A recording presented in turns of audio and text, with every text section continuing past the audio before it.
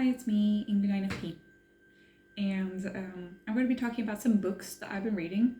I actually was part of a study today where I info dumped about my autism and my working situation for 1 hour and 45 minutes with some study group in the north of Sweden. Yeah, it was it was fun because it's basically just me doing a video but aiding research. So I'm happy. I basically got a free therapy session. Anyway, I wanted to talk about this book. That's Queer: A Graphic History. I read it last month, and I've done a bunch of bookmarks. But we're not going to go through the bookmarks. It was written 10 years ago, 2015, and it's about queer history. And I like how here there's Sherlock Holmes, Oscar Wilde, obviously the queers. But it's a lot about the philosophy of, here we've got Camus and here we've got Sartre, and de Beauvoir and Merleau-Ponty, and what queer theory is and stuff. Sartre, unfortunately, I don't really I wouldn't say that Sartre is completely right. Here's de Beauvoir: no one is born, rather one becomes a woman. The art is really, really great in this book. What I would say is my qualms with this is that basically they claim that sexuality is a thing that you do rather than an identity, which I would say is not true. Because how do you then know if you're asexual or not? You can't identify yourself by what you're not doing. I also think that that you can identify as gay even if you haven't had gay sex, but that's just my 2 cents. I don't know. Also, the fact that I don't know if the straight BDSM community should really be considered queer. I'm a little bit iffy on that. Polyamorous is mentioned in this, which I guess is good. I think that we should deconstruct a lot of this, and gender and all of that. Subjectivity, identities become not so much categories to be occupied, owned, protected, or rejected, but spaces to be navigated, revisited, revised, and elided on a moment-to-moment basis by Noreen Jiffy, which I think is the best quote of this book. It's really important, what identity is in flux, is changeable. And it can be different for each individual, So that's why they have this, all these different people. One of them is I was born this way. And then somebody said, it all changed when I met Dee. I guess it was a gradual process, When I saw David Bowie on TV, I realized I was gay, for example. So, and then there's so much. Michel Foucault talks about the panopticon. That's who are you really if you're not being watched, and the power relationships. And we should talk about what power is, what possibilities are opened up by each discourse. Here we've got the challenging the heterosexual matrix. The heterosexual matrix is that you have a fixed sex upon which culture builds a stable gender, which determines your desires. When actually, all you can say is you have a body, you may perform an identity, and you may have the desires, which, kind of waters all down, but, but there's a thing here where I kind of don't really agree with, is Butler, who says gender is what you do, not who you are. And yes, that can be true. But in another sense, it can also not be true. So here we've got a drag queen who's like, and the person asks, why do you dress like a woman? And then the drag queen says, why do you dress like a woman? You know? Dress up like a woman. It's dressing up. You know? Then we've got identity is not a bunch of little cubbyholes stuffed respectively with intellect, race, sex, class, vocation, gender. Identity flows between, over aspects of a person. Identity is a river, a process. Gloria and the Anzaldúa. So that was exciting. Here we've got more Sherlock, which is something that I love. There's another bedroom if you'd be needing 2 bedrooms. Of course we'll be needing 2 bedrooms. But that is only something that would be a plausible conversation in our age, not at the time of writing of Sherlock Holmes, because relationships were viewed differently in that day. And sometimes it was even less homophobic than how it is today. Then it talks about race and how, you know, every critical race theory and all this, it all goes together. And you can't separate one form of oppression and another, you know. I appreciate that this was included, is that sometimes strategic essentialism is basically that we remain, it's about remaining quiet about each individual experience and each label in order to go together in a fight for a common goal, even despite engaging in those debates privately, says Gayatri Chakravorty Spivak.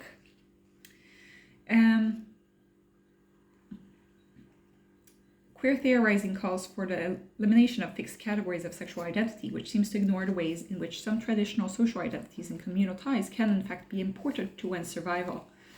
Katie Cohen, talking about traditional gender.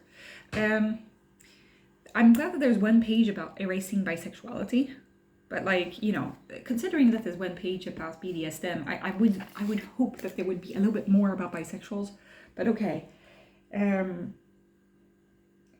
Bisexuality isn't allowed to exist in the present tense, says Stephen Angelides. And yeah, I get that.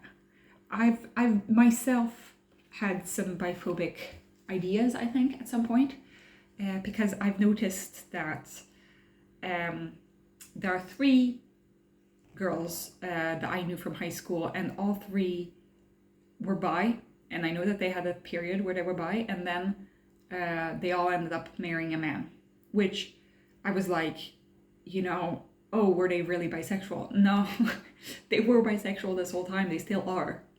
It's just that it's hard living in this world as woman who's in love with women. It's always going to be easier, and I don't blame them. I don't blame them for marrying a man. But it did give me a twinge of like, oh, like I'm all alone in this, you know? And that's why I got this kind of bitterness for, yeah. When I first find out when they have gotten married to a man, I'm like, oh wait, I thought that you were gay or bi. And then I realized, oh, well, you know, that's not good of me. So I'm working on that. Here we've got that maybe the responsibility of disrupting heteronormativity should not rest on the most oppressed people. You know, that, you know, Christina Richards says that. And then Butler says, it is always brave to insist on undergoing transformations that feel necessary. All of us as bodies are in active position of figuring out how to live with and against the norms that help form us.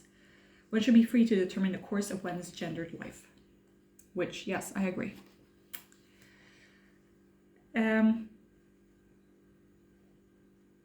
about listening to lived experiences. There are some pretty good ones. There's this whole theme of like wicked, so here I like that. And then queer feelings. It's like some queers need to be unhappy in order for us to be diverse. We can't all just like be happy because we're in a fight against depression. Then it talks about queer time, which I thought was interesting. Queer time refers to the potentiality of a life unscripted by the conventions of family, inheritance, and child rearing, which is basically where I'm living in. I'm living in the queer time. I'm not living in the heterosexual time, because at my age, if I were straight, I would probably be in a relationship, probably on my way at least to getting married or engaged, and I would probably be focusing on having children at this time. And I would be focusing on taking care of my parents when I get old because I'm a girl, as opposed to my brother, for example. So queer time structures my life in a way. So I thought that was interesting. And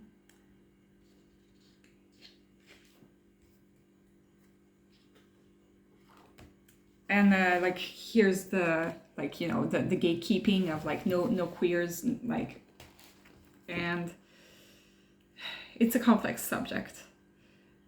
Thinking queerly. So here they unfortunately talk about queer as doing, not being, which I would disagree though. I think that there is a part of you that is your beliefs of these constructs, your idea of where you land on these constructs. Sure, we need to deconstruct the constructs, but there's a certain point where we need to communicate these things between each other, signal different things between each other, and that's why we have this language, To quote Barthes, we need to remain within normative consciousness and proceed to dismantle it, to weaken it, to break it down on the spot, as we would with a lump of sugar by steeping it in water. I thought that it was a good book, but maybe too much focus on a certain way of conceptualizing queerness, which is the queer is doing, not being, which I do not really agree with. However, it is beautifully illustrated. It is a good philosophy of history of queer theory philosophy for people like me who don't have time to read Foucault and Sartre and all these philosophers, and you just want to get to what they have to say about queer people. There's much more that I haven't talked about yet, but I would let you read it for yourself. So it's Queer by Meg John Barker and Jewel Shield. Now, there are some books that I am about to read that I have not read, which is Metazoa, Animal Minds and the Birth of Consciousness, which seems like it's a non-fiction book. It seems cool. I want to know about what do they have to say about consciousness of marine creatures, because it's I have no idea how they think, and it's by Peter Godfrey Smith. And then I've got The Wheel of Time. I mean, I'm not going to read it. It's way too thick. But I went to read the first book, and then I'm not going to read all the 10 books that come after. The goal is just I went to get into a big fantasy book.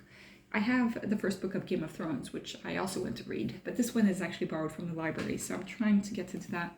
But at the moment, what I'm listening to in audiobook format is, or that I'm almost finished. I only have a few hours left, 2 hours, 3 hours. It's The Name of the Rose by Umberto Eco, Italian book, translated to English. I was pondering if I should read it in French because I'm French, and I guess that it would be closer to the source material.